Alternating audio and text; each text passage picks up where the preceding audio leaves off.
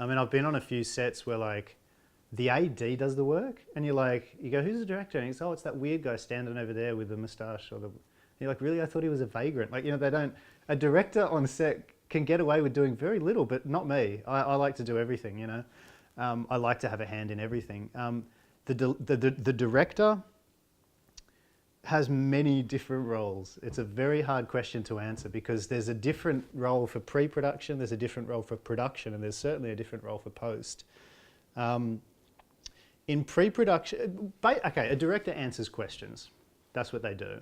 They need to answer, especially during production, they need to answer 1,000 questions in an hour. So you've got everybody from makeup to the DOP coming up going, well, what lens do you want? That one. What color should we be wearing? Green. What's happening there? Do that. Okay, is the catering ready? Okay, we'll find. There's just 1,000 questions. All you do is answer questions all day. And I really enjoy that. I enjoy the process. I have a face that I do on set that my wife is really, she calls it the crazy face, where I wander around looking like this. What? Yes? No? More? 2? We need 3. Okay, why is that not ready? That's not ready. No, that's not the right lens. And you look like a crazy person because all you're doing is going, yes, no, maybe, more, less of that. And like, it's just 1,000 questions. And I quite enjoy it because it's like, it's just like playing like, I don't know, it's kind of like playing fast chess. What do they call that thing where they move the chess thing and they go ka-ching, chess, what are the, like extreme chess, whatever. But I love it, and you get a massive high on that stuff. But it's tricky, I was listening to an interview with, what's his name, Richard Linklater the other day, and he was saying a director does a lot of things. He's going, one of the things that he was weirded out by when he finally started making a feature film was that what you have to be is like, you have to be like a coach. And he goes, he had to dig deep into a part of himself that he hadn't had to deal with since he played Little League, because you have to be a motivator.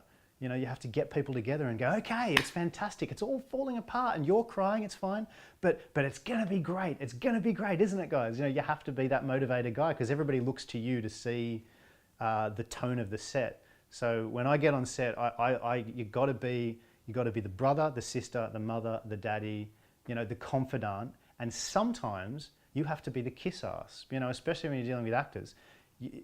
Actors are funny because they need a different approach every hour, and every actor is different, and you need to. And this was something who was saying. Billy Wilder was saying this. He's going on set. You need to be whatever the actor needs for you to be. If they need somebody to kiss their ass, you do that. If you have to beg, you beg. If you have to yell, you have to yell. Because actors, it's a really difficult process, and I have the deepest respect for actors because I think it's the hardest part. It's the hardest thing to do. And it's funny because people think, oh, actors just hang around and then they emote and they go home and they're lazy bastards. But you try it. It's really hard. Like to pretend to be somebody else is really fucking difficult. I wanted to be an actor. Like I went to acting class. Like I was like, I really want to be an actor. I was nowhere near good enough. It's really fucking difficult. So having been through that, yeah. But what does a director do? Fuck everything, eh? Like if you're a good director, you should be able to do everything. I believe that, and I think you should know a lot about photography. You should know about lenses. You should know about lighting. You should know it all. You should have an answer for every department. That's not the way everybody works, I was listening to another interview the other day with Ben Affleck where he's talking about Gus Van Sant, working with him. And he went to do a scene, Ben Affleck, was in Good Will Hunting. And he went up to the director and he goes, what do you think? Like faster, slower, or what do you think of what I just did? And Gus Van Sant goes, I don't know. What do you think? He's not the kind of director. He's just like, you're the fucking actor. You deal with it. And Ben Affleck said that was a real lesson because he's like, the onus is on me. I'm not up to that point where I'm confident enough to go, I don't know, you work it out. I like to get in there and I have an opinion on everything. So what else does a director do? That's a hard question. It's a multi-layered question. What do they do? Yeah, we started off with the 5D because of budget. And we were learning as we went, Me and Tim have a love of deep focus photography. So our first 2 lenses that we used were the 24 L series fixed and the 50, both Canon lenses. And I thought, I fell in love with those lenses. I thought I'm going to shoot the whole film with these 2 lenses. that wasn't the case. And as we went, I learned more about lenses. But we shot most of the early stuff with just those two lenses. We started off with the 5D. I think throughout the production, we used the FS700 specifically for a lot of the slow motion stuff we shot. We were sometimes shooting at 240 frames a second, mostly I think 120.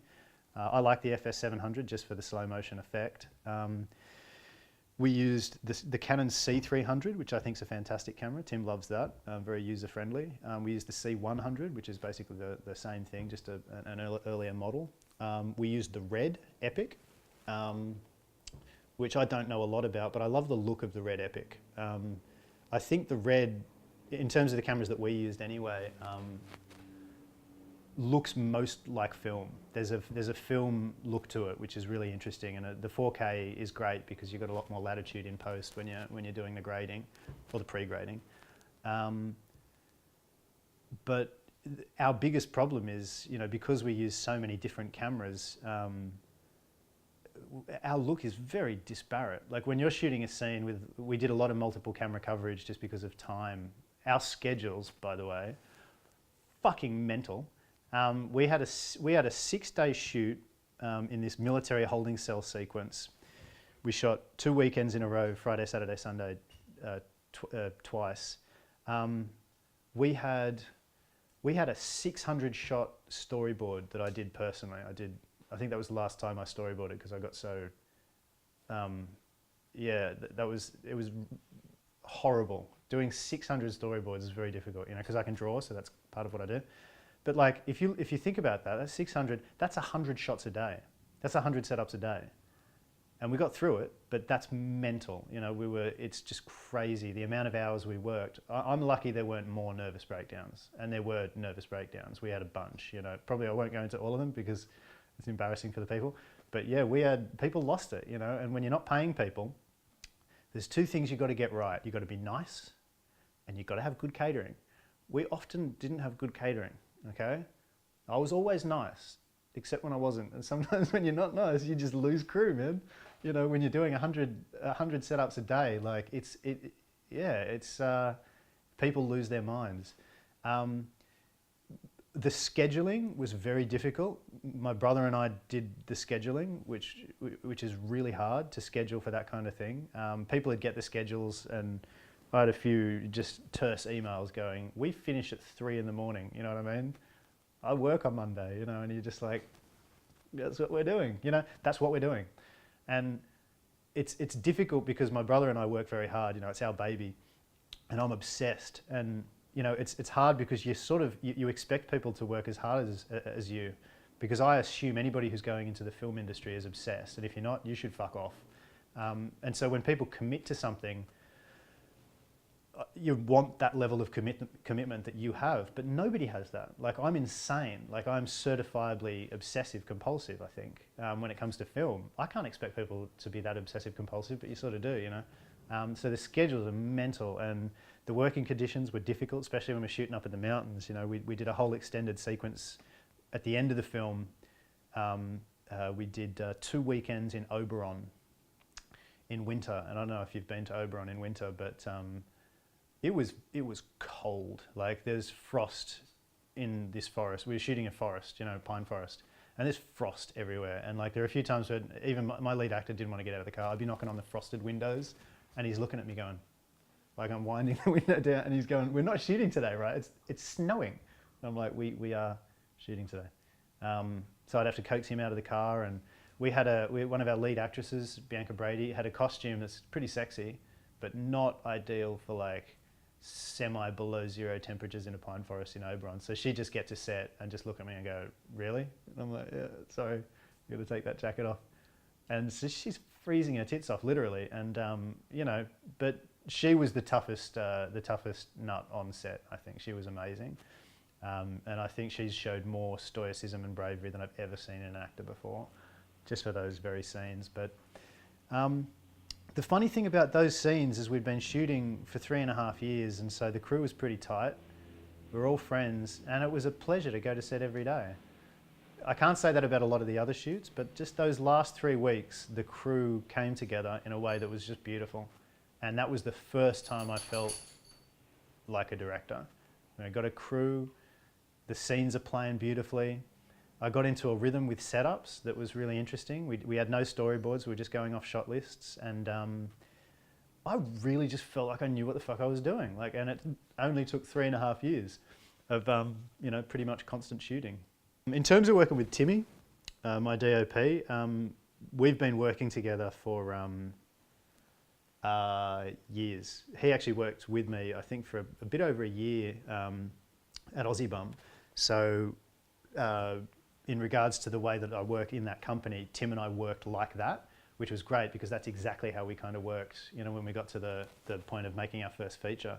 But we've got a shorthand because obviously we'd been shooting together, and because you had such small budgets with Aussie Bum, I'd shoot next to him. So we're used to like shooting together, you know what I mean? So we swap lenses around and shoot for the edits later on. So we had a very lucky relationship in that we'd worked together a lot on set, and also we'd work together later on with the edits. So he'd do a lot of the motion graphics, sometimes do the editing, and so we know how to shoot for an edit, which is great, and it really helps with the shorthand. I love Timmy because he's a lovely guy. He's very nice. He's a killer under pressure. You can't phase Timmy under pressure. He's pretty amazing, and he'll work from 6 in the morning through to 3, no complaints. Like he's an absolute gun. So he works as hard as me at stuff, and that's pretty rare. I love him too because he's a weird guy. He's got a strange brain, and I fucking love that. He's got very unusual ideas, and I love incorporating that into what we do, because anything arty is good, and he likes to push the envelope when it comes to art. He's really into, you know, intense lighting schemes, and he likes to try stuff. And it's really good with Timmy too, because he, like most really good DOPs, is a bit of a ninja. He's actually a very good dancer. Have you ever seen him lock and pop? Like where he does his popping and stuff? Like he can dance, you know, he's a really good dancer. And when you see, I don't know, there's a thing that DOPs do when they do handheld. I don't know if is this something, you sort of have to do it. You want to really, anyway, he does this thing where he holds the camera and he'll do this kind of stuff. Like he'll use his whole body, like, and then just whip things in and out. And it's like he's dancing, he's locking and he's popping with the camera. And that gets amazing results. He's pretty good on the old deep focus too, so he focuses very quickly. He's got a great style, and there'll be a thing where, and this has happened all through our working relationship, where we'll be doing a scene and it'll be flat and shit and crap and it's not working for whatever reason, for performance reasons, writing, whatever. And especially if it's action, I can just say to Tim, go nuts. And that's all the direction he needs. And he does his locking and popping thing, and he whips the camera in and out and fucks around with the focus, and he goes nuts, and he gives me just a nuts version. And often you just use segments of that for the edit. But for a DOP to understand what that means and be able to push like a scene into like a frenetic, dynamic kind of sort of visual thing it takes a special kind of mind to know that that works in the edit. Because if you've got a DOP who's just used to a locked camera and he's obsessed with focus, and you know, it's kind of hard to get people to take those kind of physical risks with the camera sometimes, but Timmy's good. He's also really small, so you can squeeze him into small spaces. That's good. And we've had points where like we've almost put him in the glove box of cars. Like for the first couple of years, we didn't really have the money or the know-how to do camera rigs, which take ages to set up and it's just a hassle. So we just put Tim in the glove box. And he's just there in the front of the thing, like literally spread-eagled with the lead character driving. And he's got his fucking leg up there. It almost looks sexual, but he's like right there with the camera, just squeezed in there in the front of the cab. But he's good. We've got a good working relationship, and he gets results. I think the film looks fantastic, and a lot of that's to do with Timmy.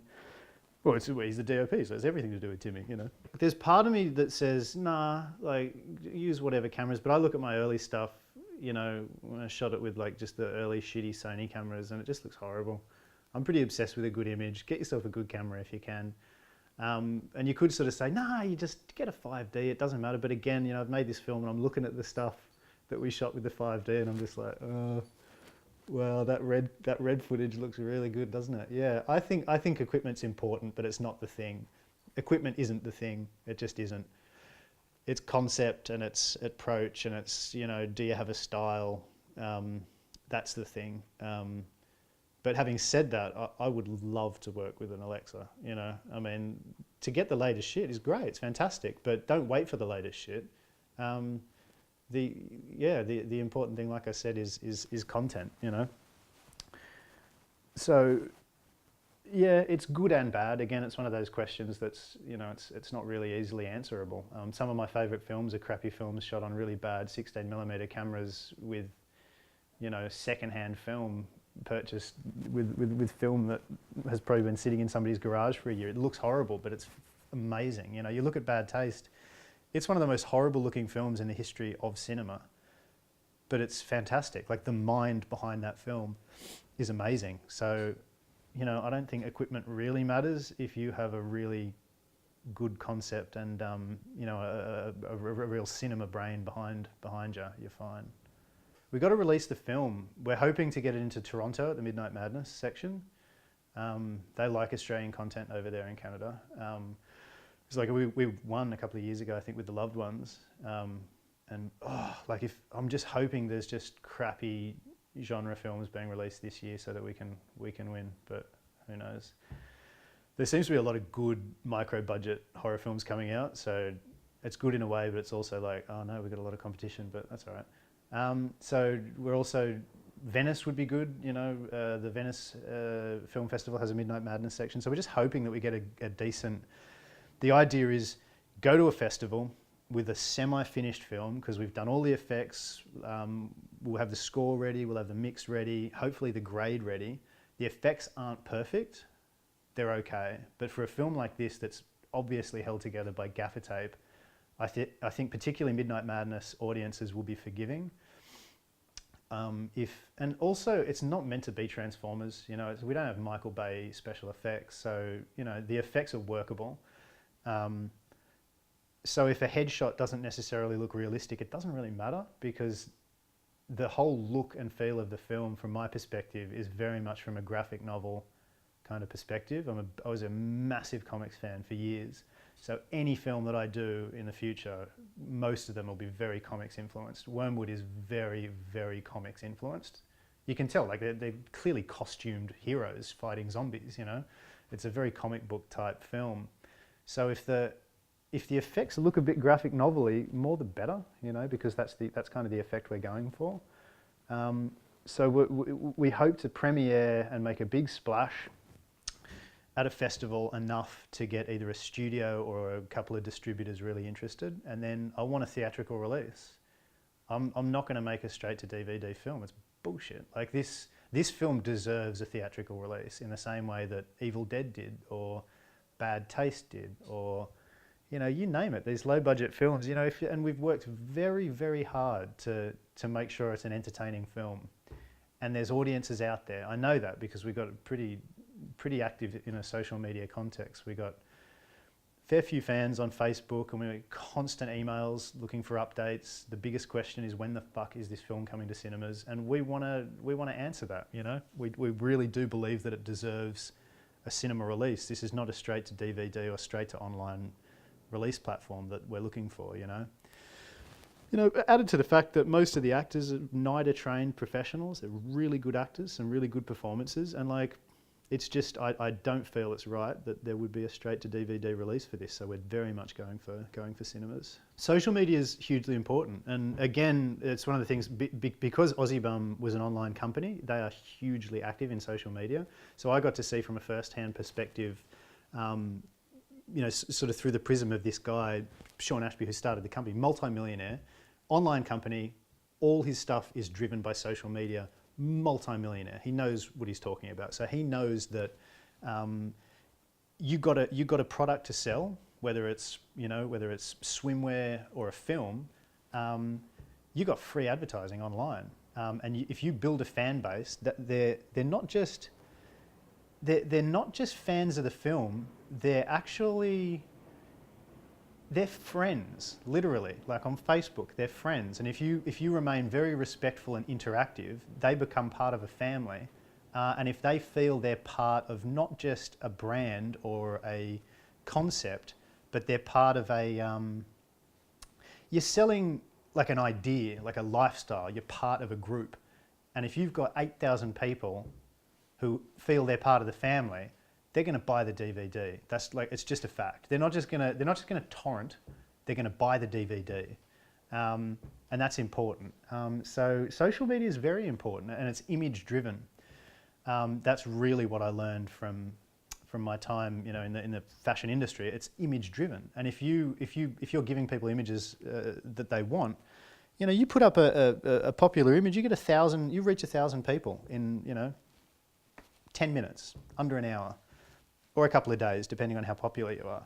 But because of that reason, I was very I knew from the start that if we're going to be spending all this money and time shooting this film, we have to have a stills photographer on board the whole time. I'm lucky enough that my wife is a very talented photographer. So she was stills photographer for 3.5 years. She was on set every single day, and she shot thousands of images every time we shot. So we have an archive of just hundreds of thousands of images, all Wyrmwood based. So when it comes to creating posters or delivering content, and really with social media, you have to post maybe, you know, at least twice a week, at least. 3 times a week would be preferable. And you can't post the same shit. You have to have constant, you know, you have to have constant updates, and you have to be constantly connecting with an audience. So you need to be looking at what posts are popular, why. You need to keep those popular posts happening. And the more you do that, the more popular you're going to get. So it's just self-advertising. We can't afford to advertise on television, you know, but advertising on the web is free. And if you know how to do it, man, you're going to reach a lot of people. And again, we were lucky enough to have a teaser trailer that blew up to a certain degree. So, you know, we've got, I think close to 700,000 views on YouTube. Admittedly, that's over a couple of years, but still pretty good. And that's, you know, you'd be lucky if a couple of thousand people in there, maybe 10,000 if you're lucky, see the film, but those are still big numbers, especially when you're talking a small independent micro-budget Australian action film. It's good, you know, it's a good setup. What I'm saying is all theory. We haven't made any money yet, but it seems to be going pretty well. And we got 8,000 fans on our Facebook page, which is very unusual for a micro-budget film. You know, you're lucky if you got, you know, a couple of grand. But we've been doing very well, and a lot of that I'm completely. A lot of that is because of the zombie fan base. You know, with The Walking Dead and you know, the Dawn of the Dead thing. But people are obsessed with zombies. If you pick your content well, you know, you should already have an audience waiting. And the thing, we're very lucky with zombies because there's a massive fan base out there. And they're all, the funny thing about zombie fans is it's very interactive. So you could put a call out to get people to dress up like Wyrmwood zombies on a special Wyrmwood day as a marketing exercise, which is something we're intending to do, and they'll do it because it's fun. And zombie fans love dressing up like zombies. We're just very lucky that way, you know. So social media is important. Now, the person who said don't, yeah, we had a couple of people in the industry. We said we were going to release content, and they looked at us like we had 7 heads. They're just like, what are you doing? You know, you get that condescending thing where they're just like, oh, don't do that. Biggest mistake ever, you know. Don't release content. I'm just like, that's wrong. It's just wrong. The world has changed, and people want content, you know. If anything, I wish we could release more. So we haven't held back, and because we know that a lot of these scenes aren't in the film, we can risk that. There's a release strategy that's worked for years that doesn't work anymore, and I think people aren't quite used to the idea of free content. They think you're insane. But you've seen The Social Network, the film. Okay, there's that bit where, what's his name? Who started Facebook? What's his name? Who? Zuckerberg, Mark Zuckerberg. They go, you're going to advertise, right? That's what you do. And he goes, no. I'm like, why not? And he goes, because it's cooler not to. Like, okay, cool is currency. And if you're giving people free shit, you're cool. And if you're cool, they're going to buy the DVD. It's very simple, you know? People want to be part of something that's cool, you know. And if you're advertising and you're charging and if you're echoing what the studios do, you're not cool. You're just another fucking industry head, you know. And if you're gonna change things, you have to get with the program, and you have to do like Zuckerberg, you know. He didn't go after the money. He went after the concept, you know. And look who's rich, you know. He's done very well for himself. So and to a certain extent, I think that's how you got to build a fan base. You know, they got to trust you. You got to give them some free shit, and I completely believe in that. Down. I'm trying to teach him not to jump up. This is fucking terrible. Go to Facebook. That's got everything. Go to Facebook and like it. Become a fan, and you get all the updates. That's where we've been on there for like 2.5 years. So everything that we've done is recorded there as an archive, as a history. So if you want to know anything about Wyrmwood, that's the place to start, because it's an image-based stream, and it's just really interesting and fun, you know. I mean, we're on Instagram. We've been trying to get the website up for ages, but I don't know, it just costs heaps, and I haven't, I don't know. I'm not convinced that websites are really necessary unless you're selling something and we don't have product yet. What's the point? Like, Facebook's perfect. You know, it's interactive.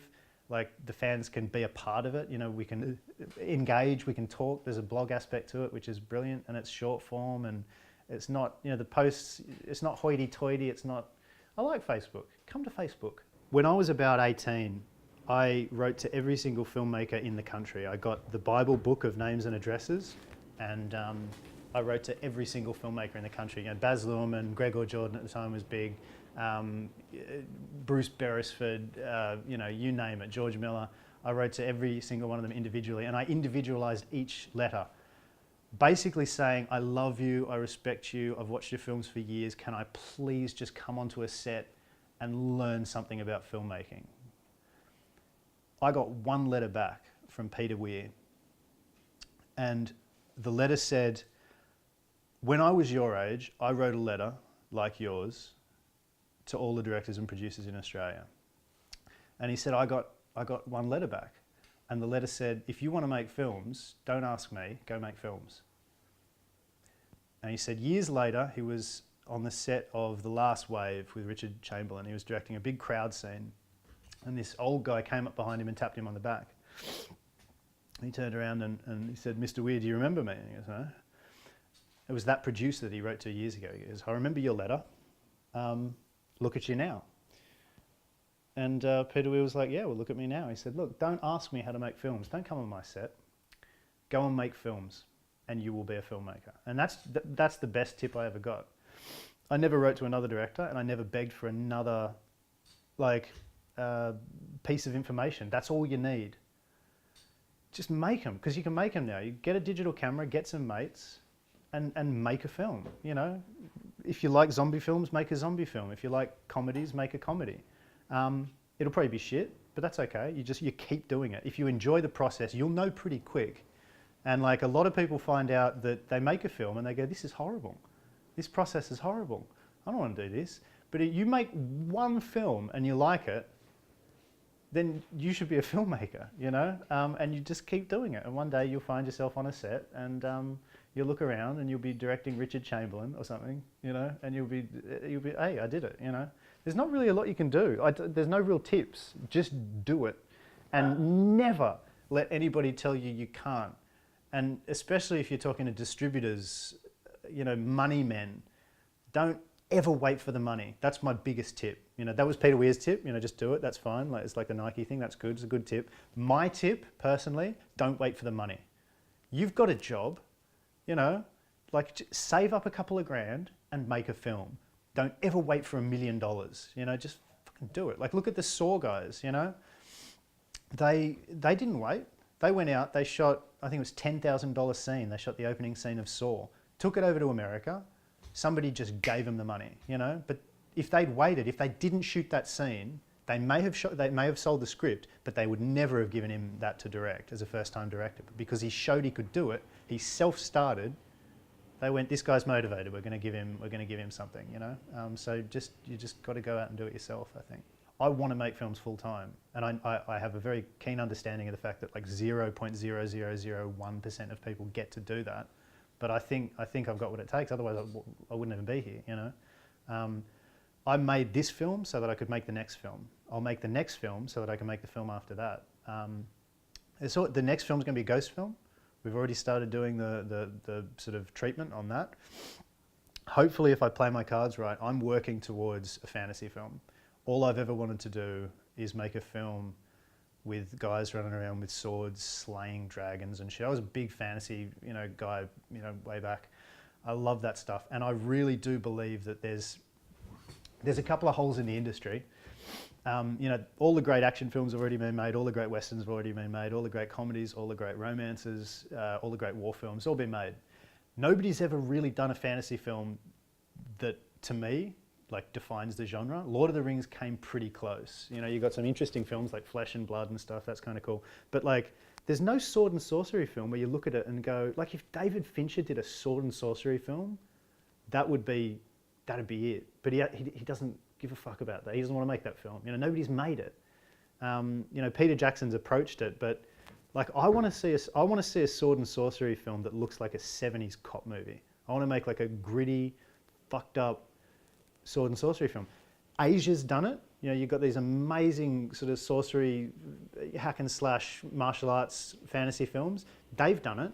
There's never been a Western film that's kind of defined that genre, and I want to do that.